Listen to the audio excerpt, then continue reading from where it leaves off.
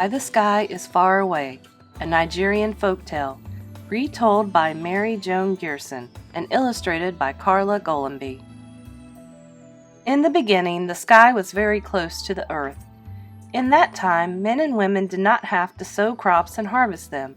They did not have to prepare soup and cook rice. The children did not have to carry water from the stream or gather sticks for the fire. Anybody who was hungry just reached up, took a piece of sky, and ate it. It was delicious, too. Sometimes the sky tasted like meat stew, sometimes like roasted corn, and sometimes like ripe pineapple.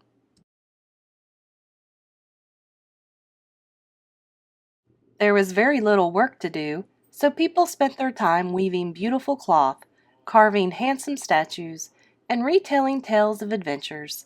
And there was always festivals to prepare for. The musicians practiced, the mask makers carved their masks in secret, and everywhere the children watched the preparations in wonder.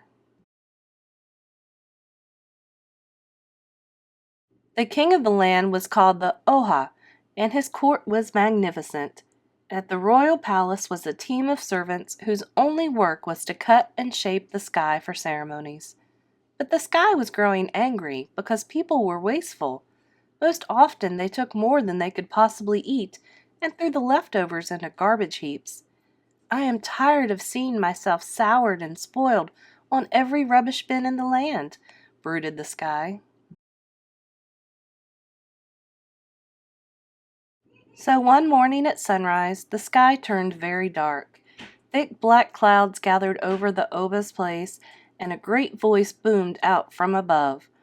Oba, mighty one, your people have wasted my gifts.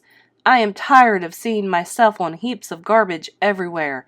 I warn you, do not waste my gifts any longer, or they will no longer be yours.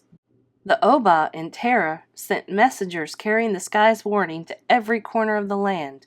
In every village, people were told about the sky's unhappiness. The children were warned never to take a piece of sky unless they were truly hungry. People were very, very careful. That is, for a while. Then the time arrived for the greatest festival of the year. It was the festival that celebrated the power of the Oba. The most important palace dancers performed all through the night, and the Oba himself, in ceremonial robes, danced for his subjects. By the 5th day, there was rejoicing in every home and on every street. The Oba knew, though, that with the dancing and merriment, people might forget the sky's warning, so he made sure no one took more sky than he or she absolutely needed.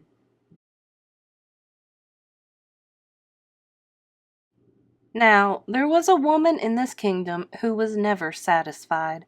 She could barely move when she wore all the weighty coral necklaces her husband had bought her, but she still craved more necklaces. She had 11 children of her own, but she felt her house was empty, and most of all, Adise loved to eat. On the very last night of the celebration, Adise and her husband were invited to the Oba's palace. There they danced and ate well past midnight.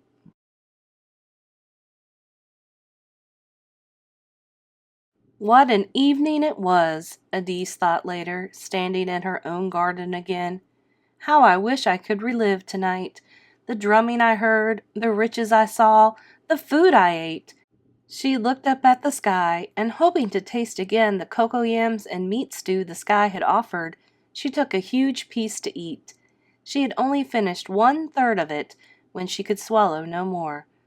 What have I done? Wailed Adise. I cannot throw this away. Otolo! She screamed, calling her husband. Come and finish this piece of sky for me. Her husband, exhausted from dancing all night and stuffed with the sky he had eaten at the Oba's place, could only take 2 bites. Wake the children! Screamed Adise. Now the children had spent all night at a masquerade and party after their dinner, and most of them were still too full to even nibble at their mother's piece of sky. The neighbors were called, and the neighbors' neighbors were called, but Adise still held in her hand a big chunk of sky. What does it matter, she said finally. One more piece of sky on a rubbish heap. and just to make sure it didn't matter, she buried the leftover in the garbage bin at the back of her house. Suddenly, the ground shook with thunder. Lightning creased the sky above the Oba's palace, but no rain fell.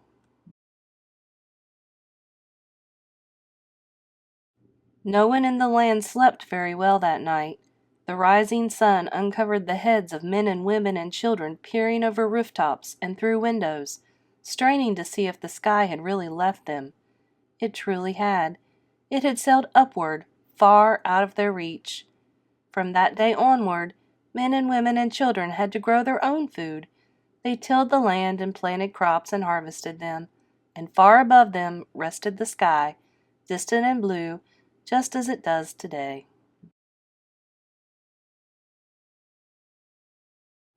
Author's note: this story is at least 500 years old. It was first told in Bini, the language of the Bini tribe of Nigeria, which has existed for more than 800 years. The Bini people live today, along with many other tribes, in what is now the country of Nigeria.